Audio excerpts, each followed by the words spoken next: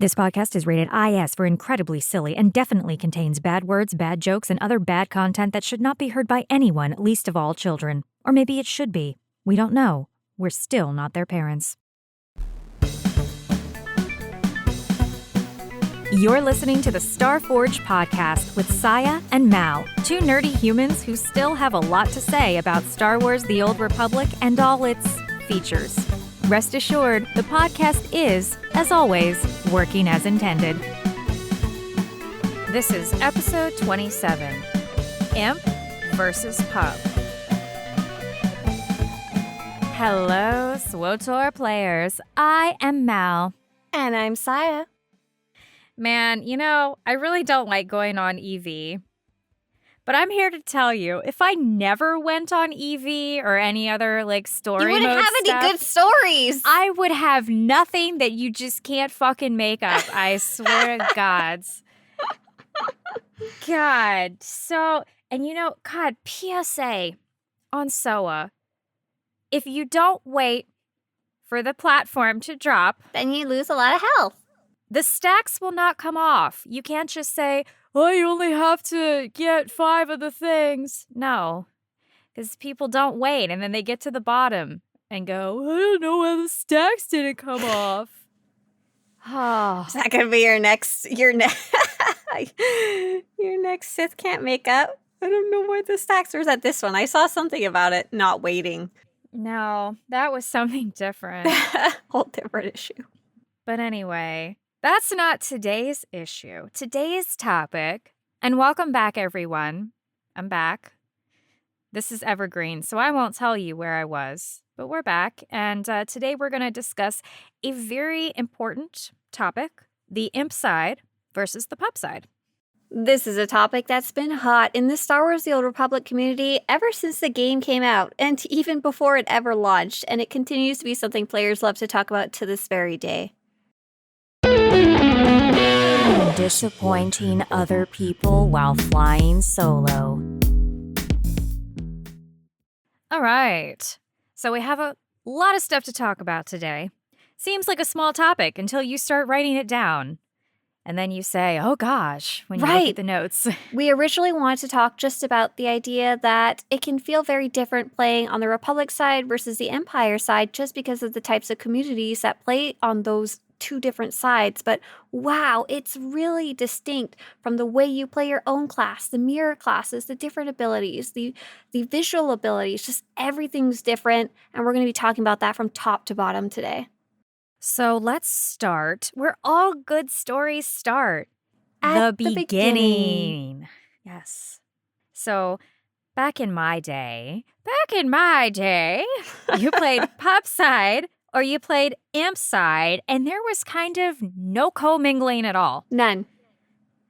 That's just because that's how the game was, and there was no sharing. They didn't even share a GTN. There was pub GTN, imp GTN, and neutral GTN. It was crazy. You could not send mail to yourself on another side. And to send stuff to yourself, you would have to go, okay, so if I wanted to send something to the imp side. Oh, you had to list it on the neutral GTN. And you may not even know the neutral GTN existed. I didn't know about that thing until it had been completely taken out of the game. You had to list it and hope no one else bought it in between. Well, what you would do, because money was very different at the launch of the game. $5K, that was a ton of money, right? So you would have to go park your imp tune at the neutral GTN, log off, get on your pub tune, go to the GTN, and list all the mods you wanted to send to the other side for $50K a mod, and then log off and log over. And, it was great if you'd list them for a ridiculous price so that if you got them, great. And if somebody else bought them instead, even greater. You got a bunch of cash money. Congratulations. Right. Cash money. I'm sure some people can't even fucking imagine that right now. It was hilarious. No legacy bay, no sharing gear. You really did pick a side, and that is where you played because the game made it so hard to do otherwise. When I first started playing the game, I didn't realize that there was going to be this huge, distinct separation. I thought it was more of a moral choice. Like I'm picking who I want to ally myself with. Do I want to ally with the Jedi or ally with the Sith or with the Republic or with the Empire? And that's how a lot of the marketing of the game was pushed at the time. And not only that, many guilds really latched onto this idea too. Of course, we wouldn't know how separated it was until we actually jumped in game. But we felt very strongly at the time that yes, we are Republic or we are Empire, we are versus. And it was a really fun, contentious topic at the time. Like, oh, you're a Sith? We can't be friends. Okay, we can be friends, but we can't play together. And we have to fight in both the story, in roleplay, in game, everything like that. And once we actually got in game, both the difficulties that Mal described, not being able to share your items between characters easily, not being able to share all kinds of stuff easily between the factions, combined with that kind of moral choice you made at the beginning, this roleplay choice you made it so I didn't play on another faction for over a year. I had my main character and that was it. Friends would harass me, go check out the imp side, and it was just like, no, it's not. Let me really get up to speed on my main character before I even start looking into the other side. And that has really prevailed throughout the years. I still play Republic side even more, even now that I played all 8 classes and even dived into all 48 disciplines across both sides. Right. We started primarily on the imp side when we started playing. But then my husband got in a group and they played on the pup side. So he leveled up on the pup side and that's where he was playing. So I went, well, shit, I guess now I gotta level up on the pup side. Okay. My guild Come on, experience. Kais and Fess. Let's go. Yeah. Let's level. For our guild, Yeah. when we first started, because of those reasons we talked about, it's very difficult to dual faction back in the day. And also there was the moral choice. Our guild was on the Republic side. And it was such a drama when we wanted to add Imperial side to things. Because there was other players in the guild who liked the people in the guild or wanted to join that group because of the people, not because of the faction. But they're like, I love Sith. I love Agent. I love Bounty Hunter. And so can we add a division to our guild where we play stuff on the Imperial side? It was so much drama, and it was so much extra work to add that. I'm pretty happy 10 years down the road that we do play pretty dual faction. Like there's events going on both sides now, but I believe the Imperial division, the leadership, the organization, the volunteership, stuff like that, it tried and failed twice because it was so hard to get people to jump back and forth between sides that we completely just shut down the division and the leadership 2 different times before it actually, third time's a charm, got on its feet and was able to continue and grow and preserve itself over time. Well, good job. Vestige of despair. I think that was Sayuri from our raid group, actually. I think she was the third time's the charm. Well, she's the best. So, I think Merle runs it now, right? On the imp side? I don't know. It kind of rotates around between whoever's up for volunteering at the time, yeah. I don't know. Hi, Merlia. Hi. Sari. So that brings us, though, to the next topic. Which side you play is often influenced, for me, by the attitude of the players in the factions. So back in the day, you kind of had to pick a side, and it made people well-known or notorious from side to side. Your guild might be very well-known on pub side, but imp side, they're going, I've never heard of you. Right. World first. Pfft, like no. I mentioned, our guild was a very purely Republic side guild when we started, and I think most guilds were like that back in the day. Now, mega guilds, I think, straddle both sides pretty frequently, but even more casual guilds tend to have an Imperial side sister guild and a Republic side sister guild so that people can play both sides. Right. Overall, though, just from what I read in general chat and what I've seen as I've pugged stuff on the imp side, I don't like it, and people seem far more toxic. People also seem younger on the Imperial side. Sometimes less mature. Right. I tend to think of downs. it this way. So why does PvP tend to feel like it has more toxic players? Because if you're a toxic person in real life, what type of activity would you probably go pick? PvP. And if you're a toxic person in real life, if you have to pick between the underdog Republic kind of do-gooders or the Sith with ultimate power, seriously, which one are you going to pick? It doesn't mean that like one side is inherently good or bad or only has good or bad people. It just means that certain types of people tend to funnel towards one faction in certain types of activities. And we saw this a lot back in the day. When we used to be on a PvP server, that meant anytime you went into the open world, for example, you just go questing on Alderaan, someone can attack you. And the guilds that used to be very antagonistic with this feature, this availability, would always be Imperial guilds. And it did make for almost a very fun dynamic, though. It meant we could be the Republic, we could be the good guys, and we could go be the protectors who go and show up as the vanguard to protect these poor little questing players. But nonstop, at that time, it felt like the Imperial players were, well, you know, the ones who were griefing, ganking, bugging the poor little low-level players trying to get their class quest finished on Alderaan. I don't know how true that holds today, though. I don't know if I've personally had too much experience with Imperial side being garbage versus Republic side for group activities. It sounds like you said you have, definitely for pickup groups for operations, right? I find their attitude to be more toxic, but their ability as players is to be higher. Better. That's really funny. I think that probably goes with there's probably more casual players on Republic side. If you're just playing very casually and you're not deep into role play or anything like that, probably your grandma's probably going to pick Republic side. I'm sorry. Just in general. That's not to say that there are not very talented players and Funnel. guilds that clear a ton of stuff on the pub side. They do, but a lot of the more aggressive, like world first, we're clearing this stuff, you know, Imperial trailblazer. side, yeah, they play always on has the been, Imperial too. side. I will say, though, the Flashpoint queue lately, from what I hear from other people, has been garbage on both sides. It does not seem to matter whether you're imp or pub. People are just rude. And that goes for general chat as well. People always say that, like, Dromund Kaas is the cesspool of the Star Wars, the Old Republic. No, man. Coruscant and Fleet Chat. Oh, my God. Just as bad sometimes. Just as bad. Yeah, sometimes. I think you might be right. But So I haven't been in the attitudes. Flashpoint queue. It does not interest me. I feel so bad. Still, like 10 years later, people posting like they G-kicked me because I didn't know where I was going and I was trying my best, or they told me to skip spacebar Flashpoint. It's just like, man, can you guys be nice to each other? I don't care what the hell Flashpoint or faction you're on. Just don't be a little turd muncher.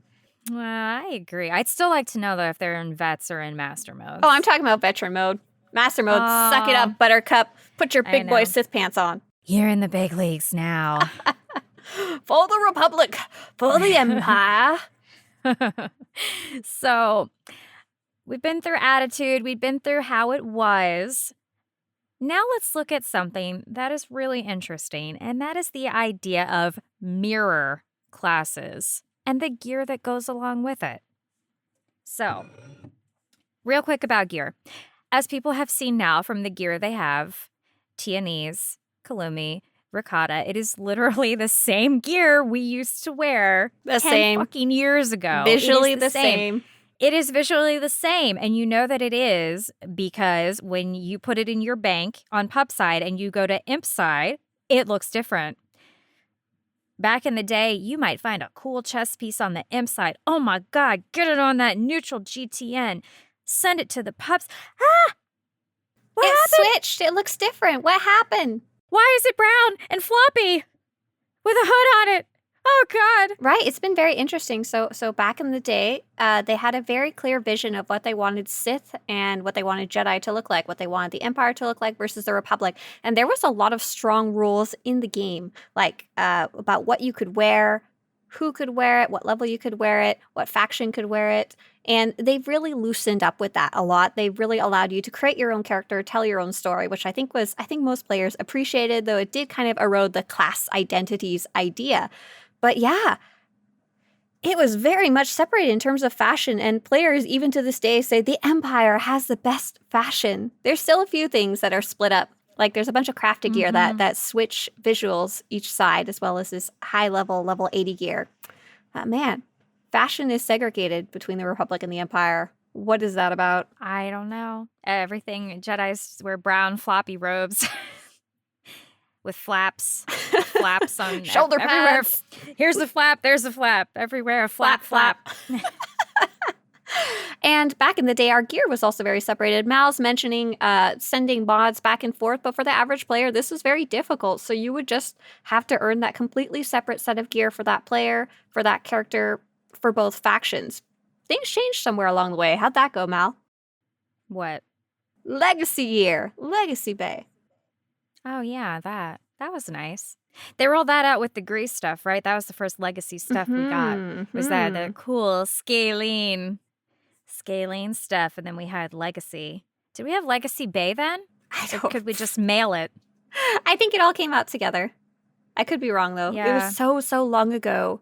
It was a very long time ago. So we did. We started transferring our gear back and forth, starting with that Gree event. Those offhands. We're like, oh my god, we're so excited. We can actually share gear between my Imperial tank and my Republic tank. Except. Oh, wait a minute. Let's talk about this mirror class situation and legacy gear. Oh boy, where do I start about how fucked up this is?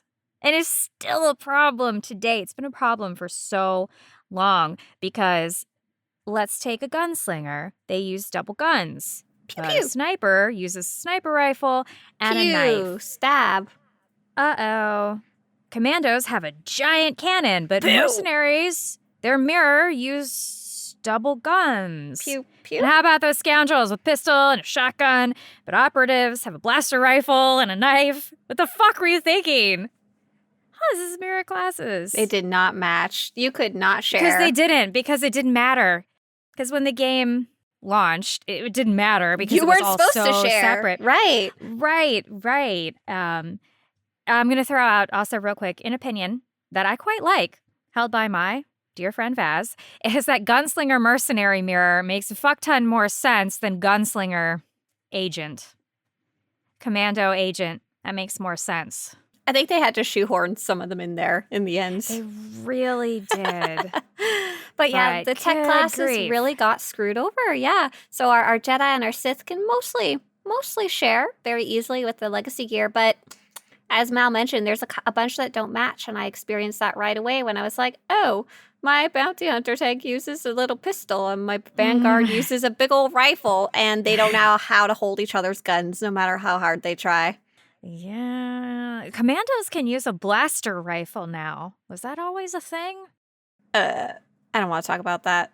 I definitely have the proficiency now to use a blaster rifle. But anyway, so to cover all the classes that I play, I need now a rifle, a knife, a pistol, a shotgun, a cannon, a generator, 2 guns. It's like seven fucking things just to gear up these classes that are supposed to be a mirror. Like, why? Why have you done this? So for gearing, the Republic and the Empire, they're different. That's mainly what we're getting at. It's kind of a pain in the butt.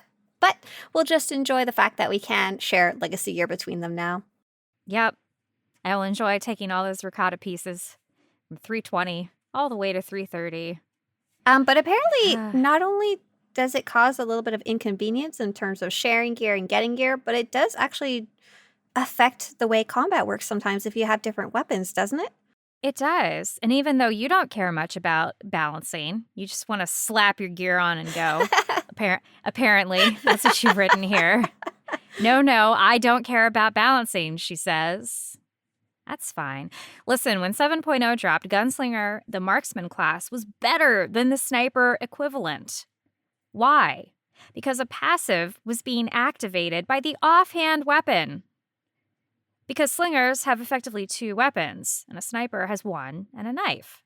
However, on the flip side, if your offhand is a weapon, you can miss, because the 110% accuracy, 2694, is for your main hand. Classes are allegedly balanced out to deal with this, but every time they roll out a big update, this happens. It happens somewhere. Somehow. And it just always has. So if you're playing these classes, casually, story mode, hard mode, it's not really going to matter. But for people who are like really nitty gritty, nightmare, ranked PvP, where every tick of damage counts, kind of annoying to have this issue. And here you thought this was just going to be a show about Republic versus Empire drama. Nope. Stats and Nightmare Mode rating. Enjoy. And it's the same with, Commando, Mercenary. Not that anyone's playing any of those DPS classes this patch. A whole different balancing talk. We'll save that for another day. Those suck on both factions. Let's have a moment of silence for all the Commando Mercenary DPSs. Pour one out for the homies. Oh, anyway, let's move on. Let's talk about the vibe, the sound. How does it sound? Side to side. Naturally, the Empire is made up of British voice actors, except for the Mercenary, because as Eddie Izzard says, the Death Star full of British actors because of the Revolutionary War. It happened. Not sure what he makes of Alec Guinness as the Jedi. But that's not the point. Anyway, except for the Bounty Hunter, all the imp classes are Britishy. And the pub side, we're all American because we're tough and gritty. For the Empire. For the Republic, y'all. My favorite voice actor by far, just out of all the class actors for the English version of the game, is the female Sith Inquisitor. She can take her British disdain accent all the way to the bank. It's really good. It's really good. I like that one a lot. That's definitely my favorite. But I love the Inquisitor. That's my favorite. But the Imperial stories, I think, are stronger. And we kind of found this out with our Smash Passer Airlock, didn't we? Right. Because a lot of the companions on the imp side, we were like, oh yeah, smash. We had like a full smash panel for a couple of the classes on imp side. 5 out of 5 would do. Right. The Republic side really has two of the weakest stories voted by players. The Consular is kind of anecdotally the weakest one, and the Trooper is like voted technically the worst one by players. I would put the Gunslinger up there too, because after a while, I was like, this kind of doesn't make sense. I'm just trying to get my money and float around the galaxy, and now I'm working for this bitch. What's her name? Suresh? Whew! And I'm like, how did I get here? I don't understand this. You're like, I just want to go around, flirt, make jokes, and drink, just like you were telling us on a previous episode. But yeah, as somebody who plays mostly Republic side, I still have to agree with the Empire percentage-wise having better stories for the classes. There's nothing you can really do to change my mind about that one. It sucks because I'm like, I'm a Republic player. I know. I think the other problem, like on the imp side, I have a warrior who's light side, but it still kind of makes sense. But my husband has a consular who was completely dark side. It makes no sense. No, he's like, maybe it'll be different if I'm really mean. He just murdered his way across the galaxy. And Satila's like, oh, mass murderer. Good job. Thank you. Here's your seat on the Jedi Council. And he was like, no thanks. Welcome, Barson Thor. I would rather go and do some more murders. Thank you. I want to kill more children by stomping in them with my feet. Yeah, Puppy's dead. Doesn't make much sense. You know what does make great sense? What? The difference in abilities and icons. Hey, do we get to talk here about that sheet you made of all the abilities? Oh, it's so cool. Right. Unrelated to this episode, but I had a chance to work on some 48 class guides, basically for each discipline. They're very basic guides, and we put the abilities into a database, and that let us, just for fun, output a image that had every single icon in the entire game for abilities. It was very cool to see those all together. You could see when we got to the Sith Warrior section, it's just this mass of red. It is a lot of red. There's a lot of blue in the Guardian, though. On the Jedi side, they like blue. It's not as strongly visual on the sheet like I thought it would be, but you can tell where the Sith Warrior is. You're like, up, right there. Oh. So let's talk about the skills. Let's talk about the animations and the skills. I remember starting on an assassin. Oh, yeah. With But then, as I said before, my husband went to the pup side. I was like, all right, I'm going to try a healer. I'm going to be a sage healer. And I started out on Tython. I was like, yes, let's go. Let's go. Big rock. Woo! Little rocks. Woo! So lame. Oh my god. Are we really getting into the dreaded rock throwing debate? This is like the most complained thing about in Star Wars: The Old Republic when it comes to the differences between Republic and the Empire. Like, I can throw lightning. You can throw rocks. It does. It sucks. It does suck. I don't, you know what? And it's not my job to think up what they should have put because they pay me $0. So that's on you for not thinking of something better.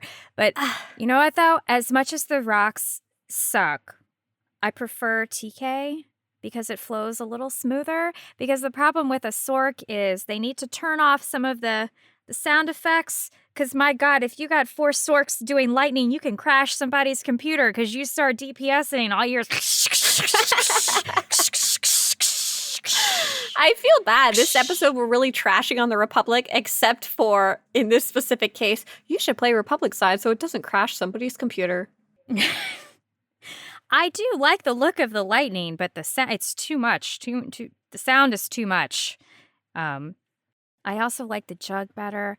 Just the idea of, I'm on my jug and I'm going to slash, scream in your face, backhand you, force choke. It's badass. You are not to be messed with. And the pup side, I was looking at the icons and I thought, fuck, if you line it up, it looks like instructions for an Irish step dance. And 1 foot.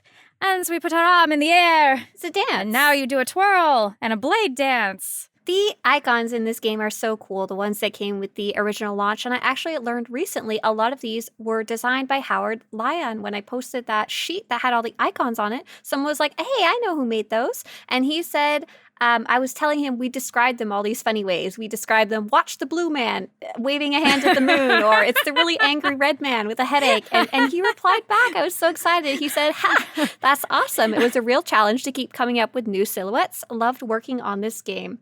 But yeah, they're very, very different, the abilities. So you've got the visual difference, the play style difference. For example, on my operative versus a scrapper, I really feel the difference strongly because on my operative, I'm stabbing things with an actual knife and whipping these knives out of everywhere. And then on the scrapper, you're punching people. That's a huge difference in the way that class feels to play, both from sound. You can hear like the sucker punching sound when you're playing on the scrapper. Yeah, right. It's not as noticeable on the Agent, but the Agents by far are like cooler in style. Like knives are definitely cooler than punching a giant robot to death. The knives are cooler. I don't hate the punching though, in all honesty. I really need to try the punching and see how it makes me feel. I'm going to play Nightmare Mode punching. Yes. It's like Street Fighter, Star Wars. I fight! Psh, psh. So I heard that somebody here was not playing Nightmare Mode recently and got a taste of something she can't make up. This weekend, you can't make this Sith up. Saying you are ready when you're not. In a recent trip to Rishi, a healer who was content to remain nameless and hoover up tech fragments in a quick story mode Ravagers, found herself with an angry pug. The op was going by lightning fast. The group was in a jet engine being powered by 2 big DPS, 1 amazing tank, 1 powerlifting healer, 1 nameless lazy healer, and 3 pugs. When it came time for Master and Blaster, someone threw out a ready check, and 2 of the pugs indicated that they were not ready.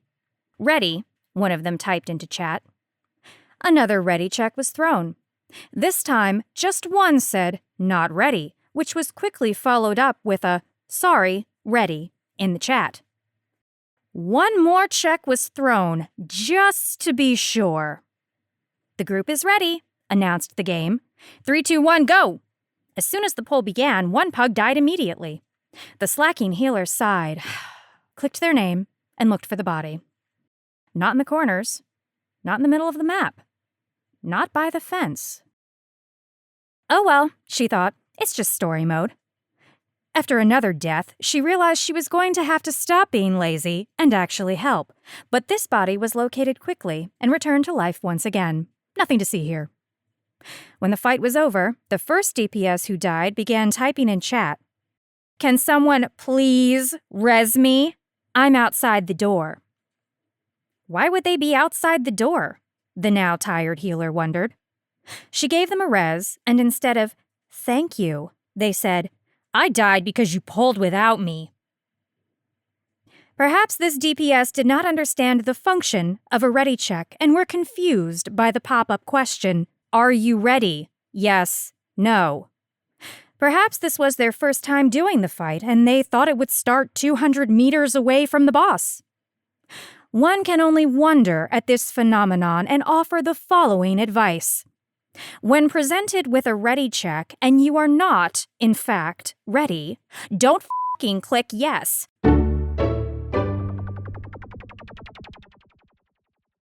I am cracking up at this story. I have my wonderful Monday morning Team Chaos runs, and this time we decided to take along a pickup group member. We needed a second tank. We had 15 out of 16. I was like, sure, let's just take someone random from allies. We won't grill them too much about how much they know and don't know. And they did seem to know the fights, which was super cool. I had my whole team on voice chat with me, and so I was like, hey, let me ready check to make sure everyone's here. Yes, your group is ready. And the tank jumped in before I'd even explained the fight. And I was like, oh, I guess we said we were ready. Everyone was ready. 3, 2, 1, go. This person was so salty that after we rested them and they were pissed, they just ran ahead and started pulling all the trash. Oh my, they really were. Was this Republic side or Imperial side? Oh, this was the Republic side. Oh, your theory goes straight in the garbage. No, they weren't very skilled, though, because I was like, what is this person doing? Do they think we're going to wipe? I don't think we're going to wipe. Doesn't change anything on this end. They were just stupid. And I was like, oh, well, thanks for pulling all the trash. And now it's dead, and we can do this last fight. Luckily, to get to Koratani, you actually have to click on a door and be in the room. So I was like, this is crazy. We talked about it later, and Merle was like, oh, was that what he was doing? She was tanking. Merle's the best. But enough about that. You know what I want to know? I want to know the news. You heard it here last. Bounty Contract Week will be in full swing from May 17th to May 24th. If you're listening to this podcast right now as it comes out, have fun during the bounty event. Coming up soon on May 31st will be the All Worlds Ultimate Swoop Rally, and more interestingly, from May 26th through 29th will be Star Wars Celebration. This is a convention focused around Star Wars, and quite a few SWTOR players, as well as some of the SWTOR devs, will be attending.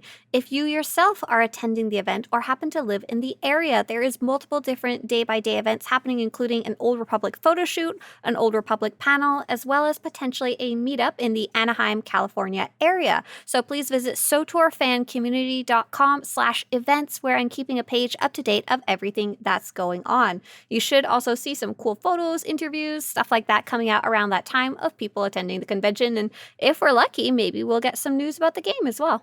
Ooh. And you can pre-order your Loungefly Revan bag. Oh, that's from GameStop, though. Oh my gosh, How did you cool see that? was that? Ah, it's so cute. I'm pretty sure I sent that to you. Yeah, you did. You sent it to me. I did. And then you were like, hey, my followers, look at this cool thing I found. Look at this. Yeah, I'm stealing all the goof. credit. Oh, that's so cute. That's okay. You spread the news to the people. I am but the supplier. Makes me sound like a drug. It does. Sorry. You get me stims and you get me news. Get your death sticks. Death sticks, yeah? Get your death sticks. You know what? You can't buy death sticks on Republic side. I'm sorry. Only Empire side. You can't. Can buy those cocktails. Sparkle powder. That ought to get you high. It's fucking sparkle powder. I think this is a good place to wrap up this episode. She always cuts me off. I've had too many. Just kidding. I've had none. Too many sparkle powders.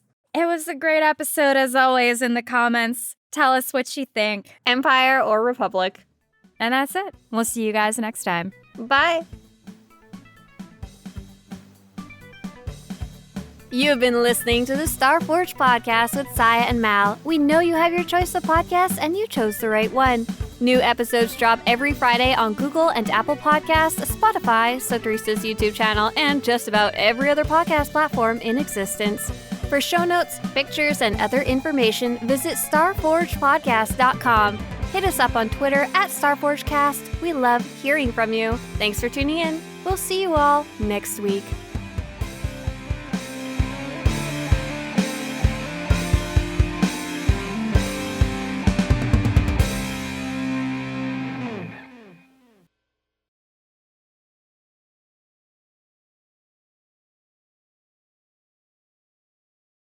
I am recording.